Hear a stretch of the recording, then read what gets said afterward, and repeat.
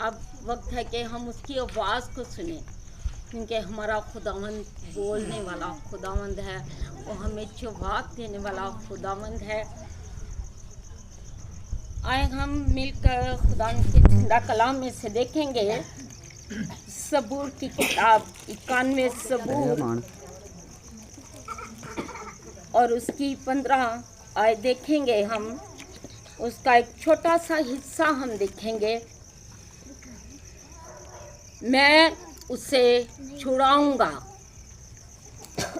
कहा कभी किसी ने आपसे कि मैं उसे छुड़ाऊंगा? ये सिर्फ और सिर्फ हमारे खुदावंद ही के अल्फाज हैं जो कि वो हमारी ज़िंदगियों में पूरे करता है। वो कहता है कि मैं उसे छुड़ाऊंगा, क्योंकि हमारा खुदावंद जिंदा कादिर मुतलक है और वो हमें छुड़ाने की कुदरत रखता है। खुदावंद के कलाम में हम देखेंगे, जो कि हमारा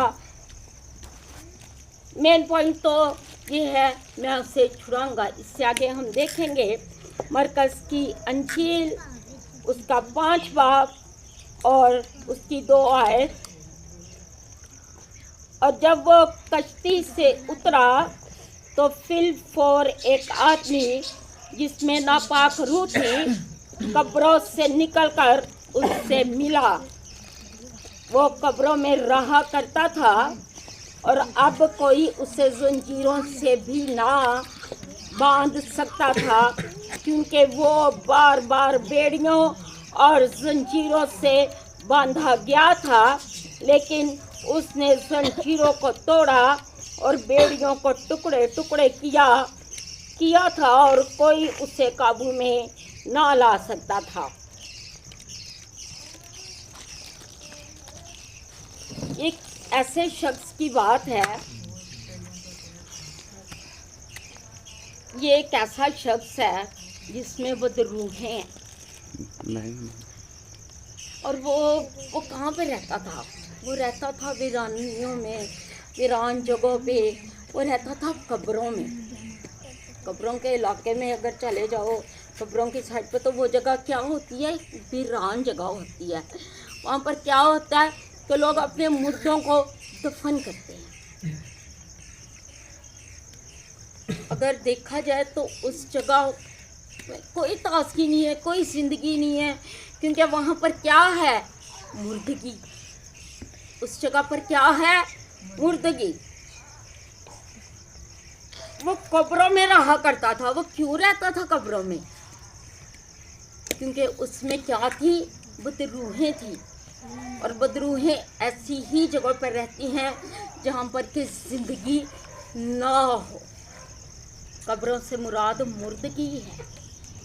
और शैतान की जिंदगी में बहुत सी थी, वो एक दो नहीं थी, वो बहुत ज़्यादा थी। वो लश्कर था उसकी ज़िंदगी में कि एक इंसान ने इतने ज़्यादा लश्कर को समेटा हुआ था। अगर हम आगे वाला देखेंगे तो बहुत ज़्यादा टाइम होगा, लेकिन मैं ऐसे ही आपको बता देती हूँ कि वो शख्स ना कपड़े पहनता था, वो इधर उधर भागता फिरता था, वो चिल्लाता था, वो चीखता था, क्योंकि वो कब्रों में रहा करता था। उसके अंदर लश्कर था। वो चिल्लाता था, वो जोर जोर से चीखे मारता, वो इधर टकरे मार उधर मार, क्योंकि उसकी जिंदगी में क्या थी? मुर्दगी थी उसकी जिंदगी में।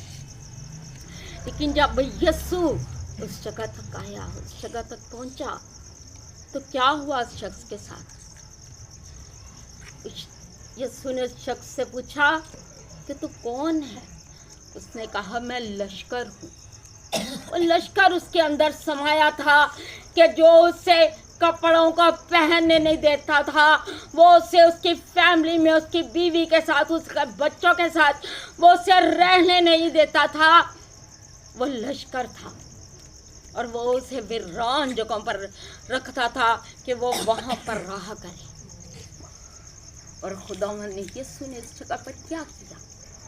यीशु ने उस शख्स को रिहाई दी, उस शख्स को आज़ाद किया उस हालत से। और फिर जब वो होश में आया, जब हम अपनी मुर्दगियों से, अपने उन रूहानी मुर्दगियों से निकलते हैं तो हमारी जिंदगियां होश में आती हैं।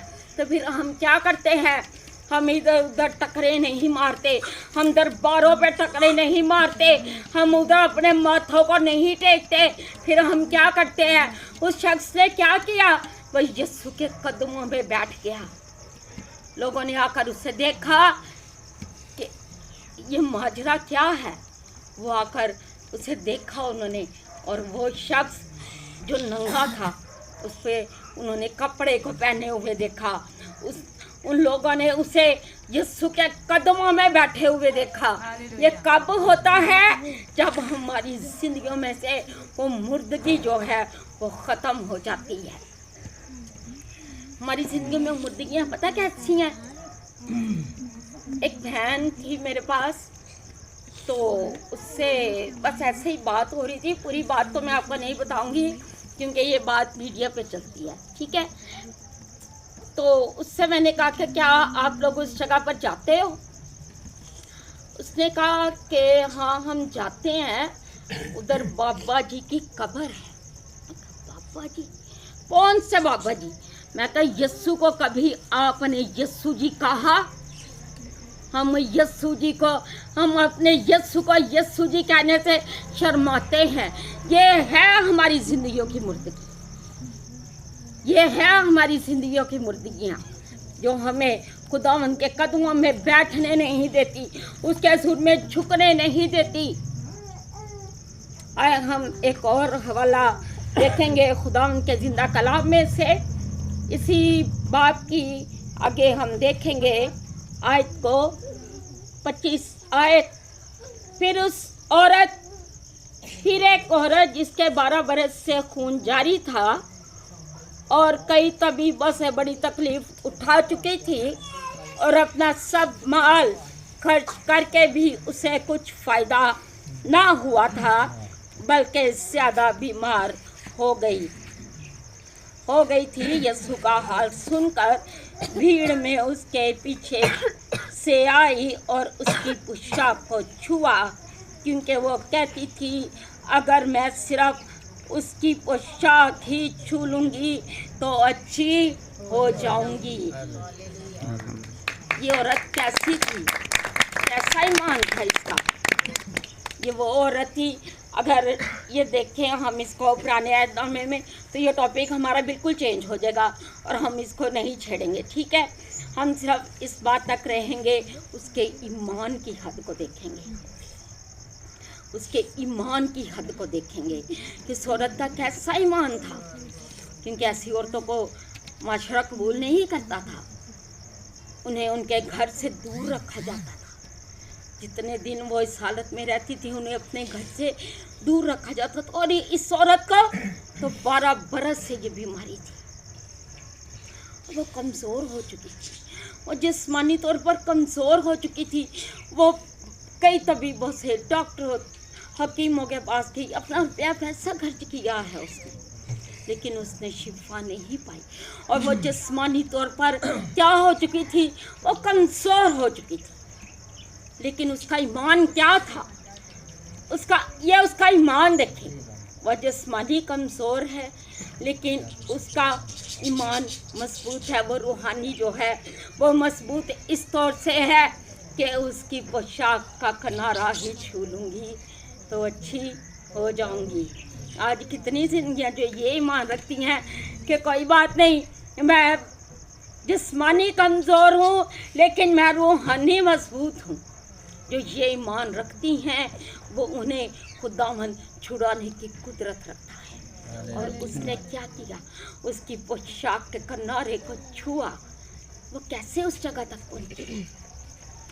वो बड़ी भीड़ है और वो ये उस भीड़ से भी डर रही है कि किसी को पता ना चल जाए कि मैं इस तरह की बीमार हूँ, कि वो मुझे यीशु तक पहुँचने ही नहीं देंगे। वो छुपती है, उन लोगों की बड़ी भीड़ है। वो गिरती हुई, क्योंकि वो जिस्मानी कमज़ोर है, वो गिरती हुई, कोई उसके पाँव पर चढ़ गया है, कोई हाथ पर चढ़ गया है, कैसे वो यीशु तक पहुंची है। और उसने यीशु का पोशाक का क्या किया है, उसने किनारा छुआ है, सिर्फ इतना सा उसने कपड़ा छुआ है और उसकी ज़िंदगी में उसके ईमान के बायस शिफा आई है। और यीशु ने क्या किया है, उसे कहा कि तूने अपने ईमान से शिफा, उसने उसे उसकी बीमारी से छुड़ाया है, उसने उसे रिहाई दी है, क्योंकि कलाम ही बयान करता है कि मैं उसे छुड़ाऊंगा, वो चाहे कैसी भी हालत में क्यों ना हो। हमारा यीशु हमें छुड़ाने की कुदरत रखता है। आए हम खुदा के कलाम में से एक और हवाला देखेंगे, मरकस की अंजील और उसका 10 बाब और उसकी है 37 आयत, बस एक आयत है। और ये सुनकर कि यीशु नासरी है, चिल्ला चिल्ला कर कहने लगा, ऐ इब्ने दाऊद, ऐ यीशु मुझ पर रहम कर। वो क्यों चला रहा है, वो शख्स क्यों चला रहा है? वो यीशु का नाम सुनकर चलाया है, वो शोर कर रहा है, क्या यीशु मुझ पर रहम कर। तो यीशु ने जब उससे देखा कि ये चला रहा है, ये क्यों चला रहा है, बेशक खुदावंद हमारे दिलों को, गुर्दों को जानने वाला खुदावंद है, लेकिन वो हमारे मुंह से इकरार को सुनना पसंद करता है कि हम अपने मुंह से उसे बताएं कि हमें क्या मसला है, हमें क्या तकलीफ है। खुदावंद तो हमें रिहाई दे, खुदावंद हमें छुड़ा। और वो चला रहा है, वो कह रहा है कि यीशु इब्ने दाऊद मुझ पे रहम कर। तो यीशु ने क्या किया उस पे, उसने उस पर रहम किया।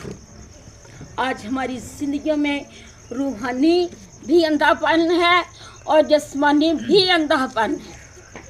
हमारा खुदावंद हमें जिस्मानी अंधेपन से तो शिफा देता है, लेकिन वो हमें रूहानी अंधेपन से भी शिफा देता है। एक भाई आए मेरे पास, तो वो कहते हैं कि बाजी आप ना मेरे लिए दुआ करें कि मेरी रूहानी आंखें खुल जाएं। खैर नॉर्मल दुआ चल रही थी, तो मैंने किए भाई के लिए दुआ से एक दो अल्फाज बोले, तो खुदावंद ने मेरे मुंह को उसी वक्त में बंद किया। कोई अल्फाज मेरे मुंह से आगे नहीं निकला। खुदावंद ने क्या किया, क्यों मेरे मुंह को बंद किया? खुदावंद ने मुझे बताया कि ये शख्स दुआ नहीं करता, मैं इसकी रूहानी आंखें कैसे खोलूं? ये है वो अंधापन कि हम खुद दुआ करते नहीं और लोगों से कहते हैं कि आप हमारे लिए दुआ करें। कैसे आपकी जिंदगी के उस अंधेपन को दूर करेगा? वो अंधापन चाहे रूहानी है चाहे जिस्मानी है, खुदावंद आपके उस अंधेपन को कभी दूर नहीं करेगा। खुदावंद ने इस अंधे को तो शिफा दी, इसे छुड़ाया, क्योंकि वो खुद चला रहा था। क्या खुदावंद, ऐ यीशु, ऐ इब्ने दाऊद मुझ पर रहम कर। क्या हम उससे अपने लिए रहम की मिन्नत करते हैं? हम नहीं करते। तो खुदावंद कैसे हमारे उस रूहानी और जिस्मानी अंधेपन को दूर करेगा? आए मेरे साथ एक और हवाला देखें।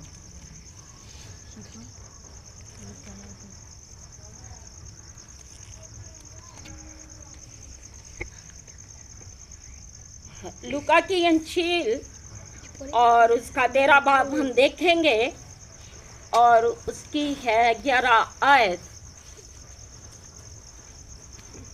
अगर किसी के पास बाइबल है तो वो ज़रूर निकाले, खुदा के कलाम में से देखें।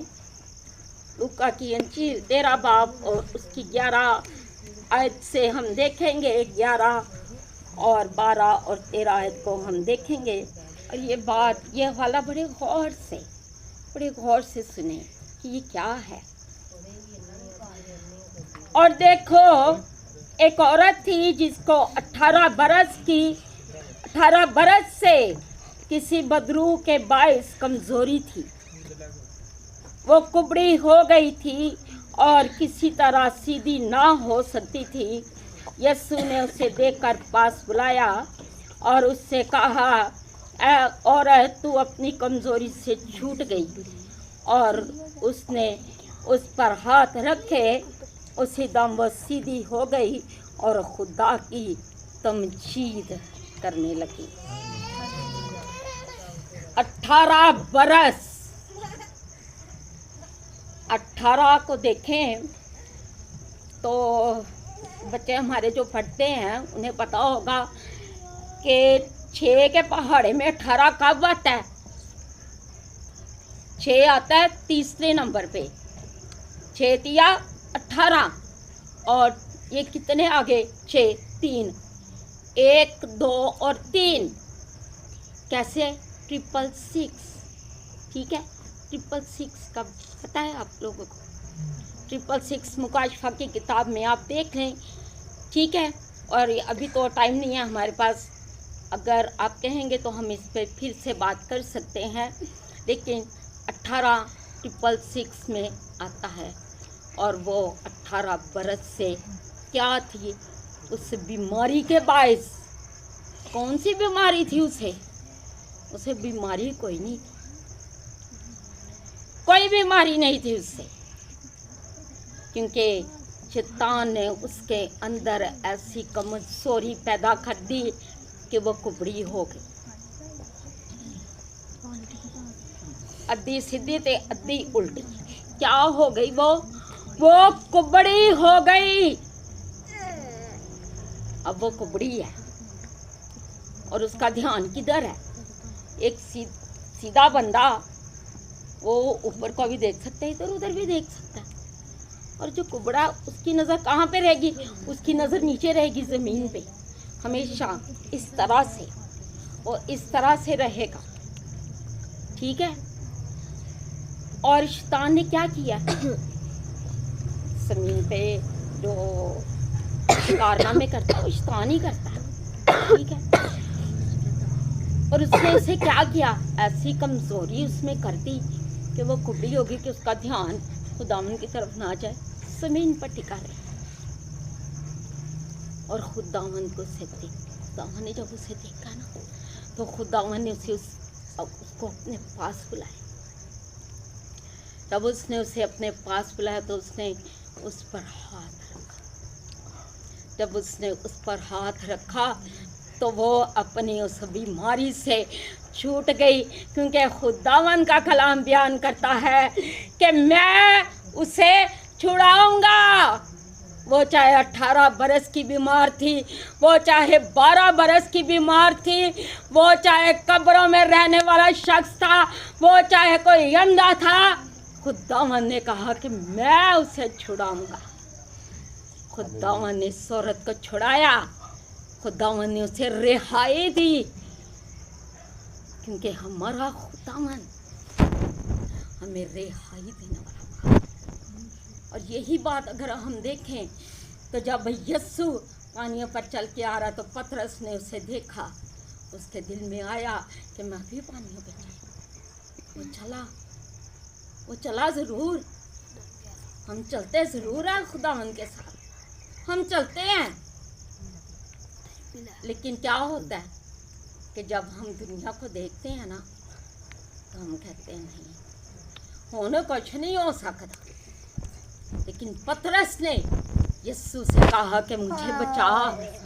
वो हमारे बचाने और छुड़ाने के लिए आया है, वो हमारे छुटकारे के लिए आया है। यीशु ने उसे छुड़ाया उस हालत से। यीशु ने उसका हाथ पकड़ा और उसे थाम लिया। आज यीशु हमारा भी हाथ पकड़ना चाहता है, वो हमें थामना चाहता है, वो हमें इन मुसीबतों से, इन बीमारियों से, दुनिया के हालातों से छुड़ाने की कुदरत रखता है, बशर्ते ये कि हम उसे पुकारें। बहुत सी हालतें हैं कलाम में, लेकिन खुदावन हर एक में से हमें छुड़ाने की कुदरत रखता है। और सलीब पर चढ़ाया गया, कफ़ारा दिया गया, हमारा कफ़ारा हुआ है, हमें छुड़ाया गया है, हमें लौंदी के हाथों से आज़ाद किया गया है, हमें रिहाई दी गई। उसके लहू के बहाए जाने ही से हमने रिहाई पाई, हमने छुटकारे को पाया है। क्योंकि उसके कलाम में लिखा है, ये उसका मुँह की बातें हैं जो उसने हमसे कही कि मैं उसे छुड़ाऊंगा, और उसने हमें छुड़ाया है।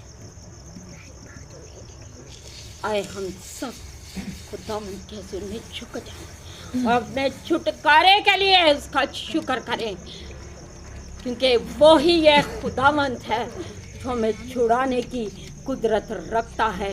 हम किसी भी हालत में हैं, हमारा खुदावंद हमें छुड़ाने की कुदरत रखता है। आए हर एक खुदावंद के सुर में बंद हो, झुक जाए हर एक सर, अपने मुंह को खोले और उस छुटकारे के लिए उसका शुक्र करें, क्योंकि कोई ऐसा मबूद नहीं जो हमें रिहाई दे सके, जो हमें छुटकारा दे सके। सिर्फ हमारा यीशु ही हमें छुटकारा देने की कुदरत रखता है। आए हर एक जान खुदावंद के हुज़ूर में झुक जाए। ओ रबा रगा रगा रसीले यस्सबाह, ओ